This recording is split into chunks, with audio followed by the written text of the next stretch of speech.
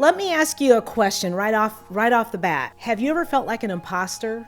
This is a really weird question to be asking, I know.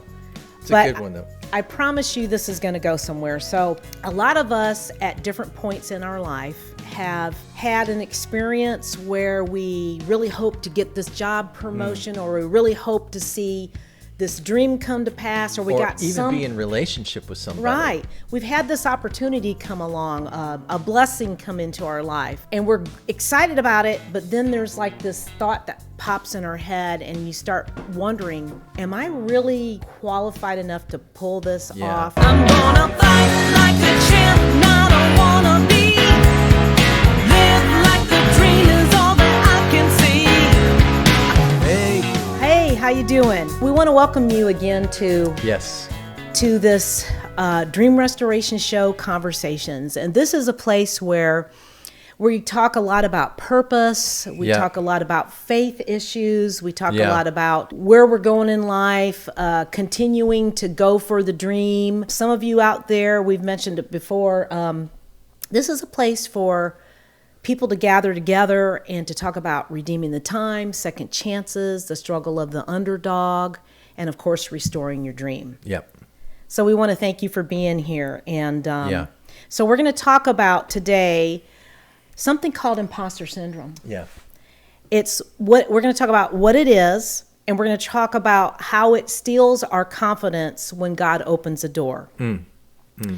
So I'm sure, like as I mentioned before, you step into an opportunity and you go, do I really belong here? Yeah. Those are the kind of questions that come up. Mm-hmm. Or and you might experience it like when the blessing comes to you or the answer comes to you, or an opportunity opens up to you and you're about to walk through that door. Right. And it's that question that you get in your head of like, am I good enough? Yep. So this is going to fit really well into the topic of dream restoration and the things that we talk about here, because this imposter syndrome, it often shows up right before we're getting ready for a breakthrough. Wow. That's an interesting and it shows point. up too when we're in it. Sometimes Yes. we go into situations and our knees are actually knocking together because we're like, I don't know if I can do this. Yeah. Well, I don't know about you. Do you know what the imposter syndrome is? I mean, I remember not even having heard the term. I hadn't heard of it. And early on, I'll say this real quick, probably 25 years ago, I was reading a lot of books that were kind of dealing with men's issues. And the idea that men often feel like I'm faking it and somebody's going to find out that I'm not the real deal. Oh, that was a big part. You can't show weakness. Yeah, exactly. Yeah. But I think that's an issue.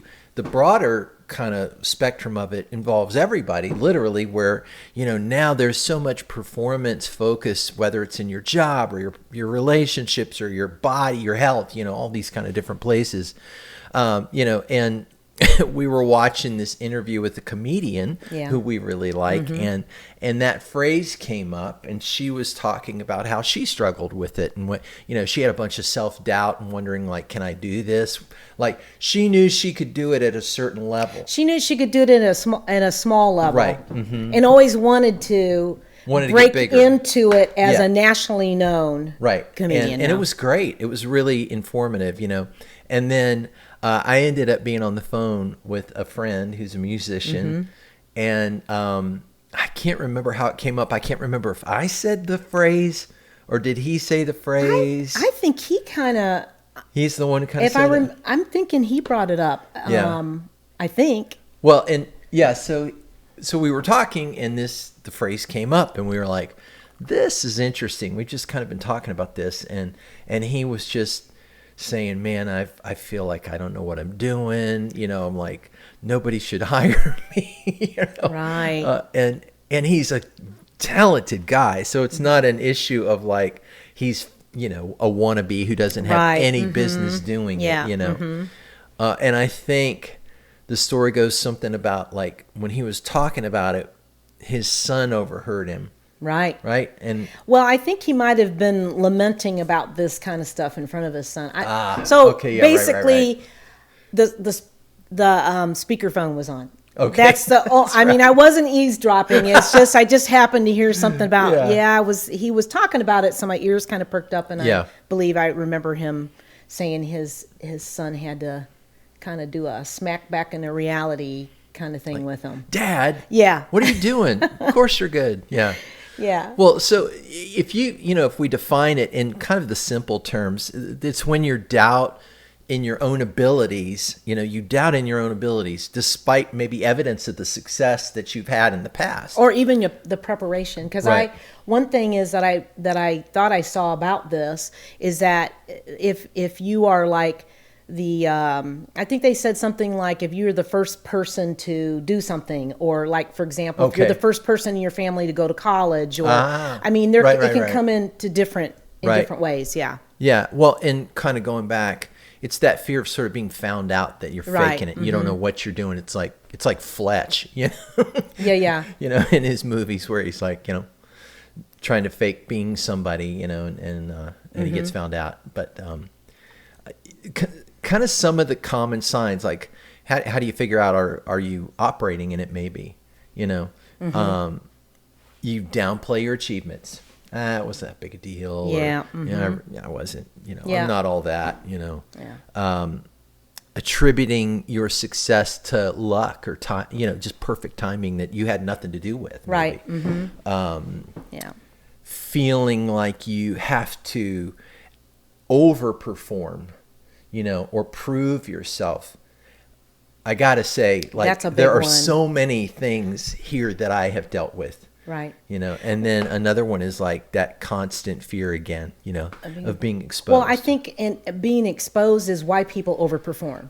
Right. You're kind of thinking, we live in a world where there's an expectation always on people. Yeah. And that is where we can, we try to prove ourselves all the time. Yeah. Well, I think probably, what pops into my head as I'm thinking about this as well is, what does it look like when somebody's good at what they do? Mm-hmm.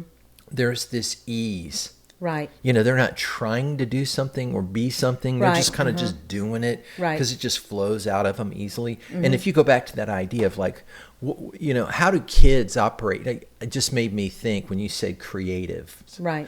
When you're a kid, you don't care what your drawing looks like. No, you don't. You know what I mean? You're just like, I'm just having fun. Right. Kind of looks like a person, but not really. Right.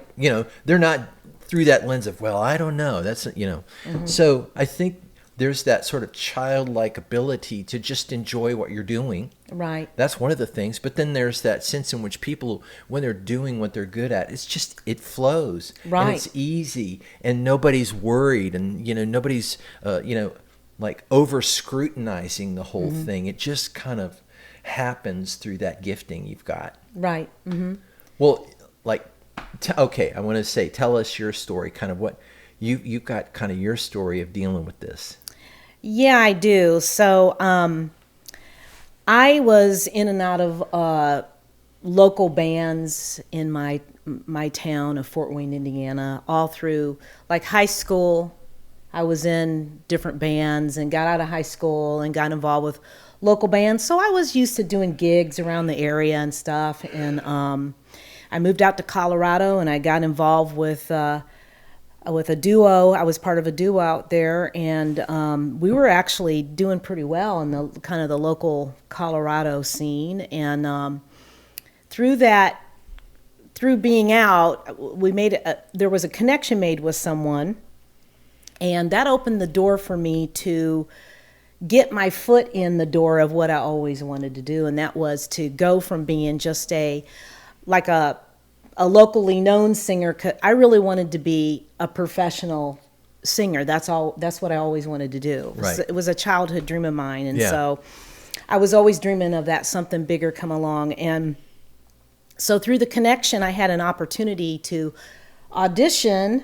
It was a few little doors to go through, but I ended up auditioning for Amy Grant. That's who I toured with for a period of time. And I was so excited about getting the opportunity. I was like, man, this is great. Yeah.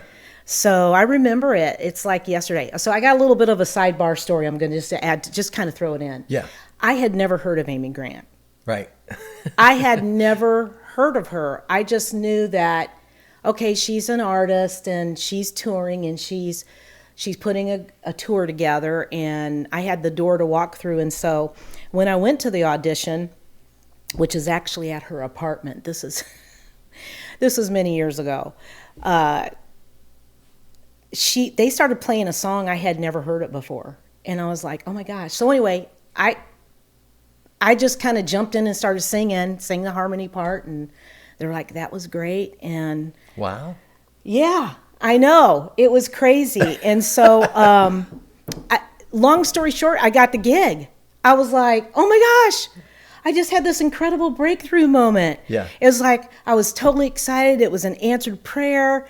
It was like, okay, the dream is becoming real. Yeah. And then after that, it's like all of a sudden, it's like the panic set in, because I was like, do I really have what it takes to actually do this on a professional level, which I had never really had any experience with that before. Right. So I was really struggling with just a lot of self-doubt about skill level, my talent. And so what ended up happening is when I started going to rehearsals, I mean, I got to tell you, it was a step up the ladder. Yeah. There was a lot of things that I knew, but there was a lot of things I didn't know. Yeah. And so what I tried to do is I went to the rehearsals and I pushed through the fear, and I tried to learn from other people that knew what they were doing. And what started happening is the more that we had rehearsals and the more that I practiced, I started getting past the discomfort of whether or not I could do this or not. Yeah, yeah. And I thought, God opened up a door for me. Yeah. It was a prayer that I had prayed for such a long time, because prior to that, I was actually thinking about quitting. Yeah. I was actually thinking about getting out of music completely. And so I knew that the door hadn't opened to me, so I could be embarrassed, or that's a great. You know what I'm saying? It was like, if the door opened for me, right? And it grew me, and so the confidence that came was really through just like a deep trust that, okay, God opened this door for me, and it was preparation of just being in that situation, being teachable and learning. And the more that happened, that's when that voice, like, can I do this? It just started to become quieter and quieter. It got and really quieter. quiet. Yeah. So I know you've had. Oh yeah. I mean, our world has been the music world, but this is relatable to just, I think, anybody. But you've had some experiences yourself as well, right, Lang? So I kind of think of mine almost like my schooling a little. Yeah. Mm-hmm. So I had been in local bands too. Right. And I love my friends, but I mean, we were a high school band. Oh, yeah. We'll just leave it there. And then I got to audition for a company that was, kind of like college level now, and we were touring all around the United States and Canada, and I got to tour in Australia and Hawaii. And I learned so much during that time. But that still is kind of like, AAA ball, farm team, it's not the pros. Yeah. And I was living out in California, and I got a phone call from somebody who had been in that same company, and he said, hey man, you ought to move here. You could do this. And I'm like, I had tons of desire. Mm-hmm. And I was at the age where it was like, okay, I can make a big move, and it's just me. Right, right. We're not talking kids and a mortgage and all that. So I auditioned for an artist who was a pro level artist, and then it didn't happen. It wasn't just me. It was this artist had changed their mind about what they wanted to do. But this friend said, dude, you need to move here anyway. So I'm like, all right, here we go. And once again, I think it's when you're young, there's a bit of naivete about what's really required. Right. Mm-hmm. That desire kind of overrides. Yeah. And you just kind of like, you got tons of passion, and maybe not a lot of wisdom. And, Right. and some of that is kind of what you need, though. You have to kind of just go for it. Right. And if you've got the goods, so Right. to speak, the door will open. And if you don't, then Yes. that's when you start reassessing, what am I going to do with my Right. life? But so that story was, I started playing for different people, First artist I played for was Rich Mullins, Right. And then some other Christian artists, and I had to audition for a couple of them, but most of them at that point became ones that once they'd heard I was doing something with other people, they Right. kind of thought, oh, okay, must be legit, and you didn't have to audition, you just got asked to do Right. it.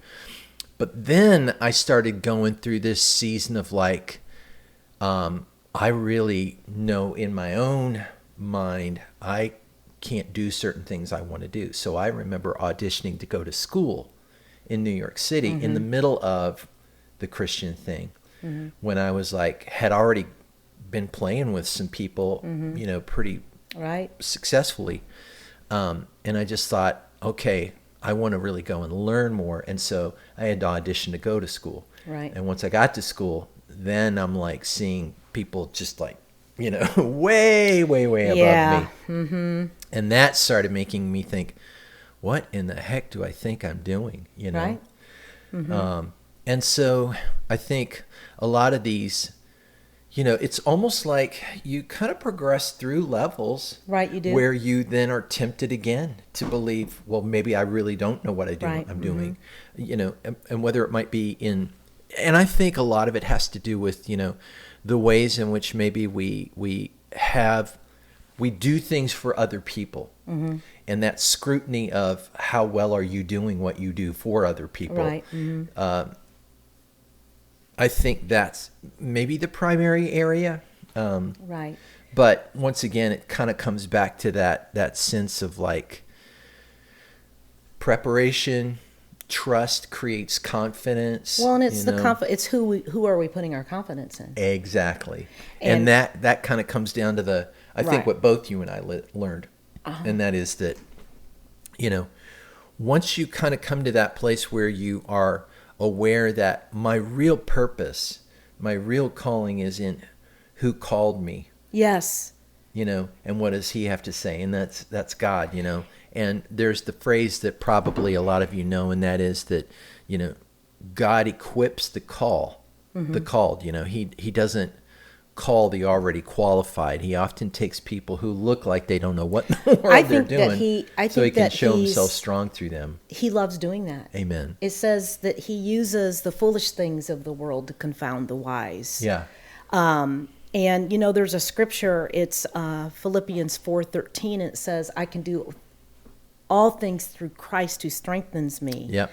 And so, as we talk about the imposter syndrome, we can take great comfort in knowing that if God has put something in your heart, that's not just you coming up with that by yourself. Amen. God has a purpose for every single person. Yep. And as we mentioned before, Yep.